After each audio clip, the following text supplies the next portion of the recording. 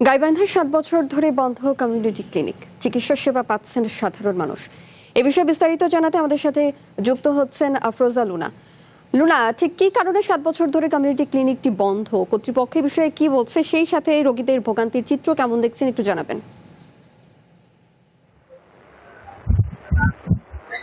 শাওন, আপনাকে ধন্যবাদ। গ্রামের মানুষের প্রাথমিক স্বাস্থ্য সেবা দোরগোড়ায় পৌঁছে দিতে সরকারিভাবে স্থাপন করা হয়েছে কমিউনিটি ক্লিনিক, কিন্তু বছরের পর বছর ধরে পড়ে থাকলে এই সেবা পাবে কারা? নগদ নিয়ে এলো হার না মানা হার অফার। সর্বনিম্ন 10,000 টাকা রেমিটেন্স নগদে পাঠালে থাকছে স্বর্ণের হার জেতার সুযোগ।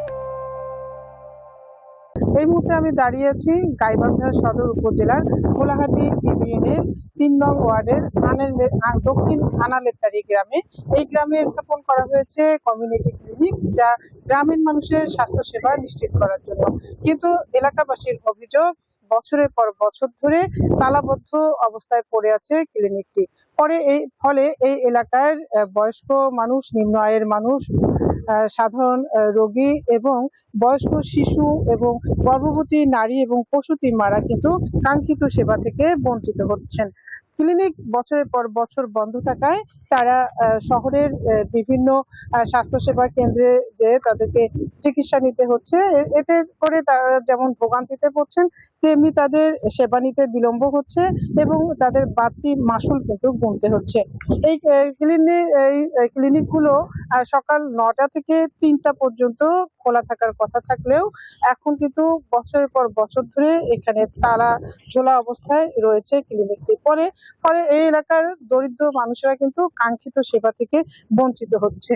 দক্ষিণ আনালেতারি এটি ৩ নম্বর ওয়ার্ড। এই ওয়ার্ডে অন্তত ৪,০০০ মানুষের বসবাস। এই ৪,০০০ মানুষ সবসময় কিন্তু এই স্বাস্থ্যসেবা থেকে বঞ্চিত হয়ে আসছেন। বিশেষ করে নিম্ন আয়ের মানুষ, নারী পুরুষ ও বয়স্কদের জন্য বাড়ির কাছে এই ক্লিনিক ছিল প্রাথমিক চিকিৎসার গুরুত্বপূর্ণ একটি কেন্দ্র, কিন্তু দীর্ঘদিন ধরে সেবা না থাকায় তাদের যেতে হচ্ছে দূরের স্বাস্থ্য কেন্দ্রে। এতে তারা যেমন ভোগান্তিতে পড়ছেন, তেমনি তাদের বাড়তি আয়ও খরচও করতে হচ্ছে। ফলে এই এলাকার মানুষ কিন্তু চরম ভোগান্তিতে আছেন।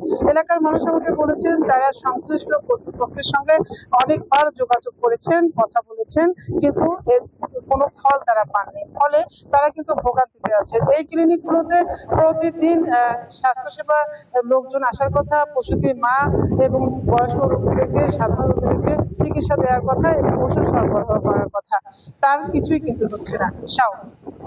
লুনা, আপনাকে ধন্যবাদ।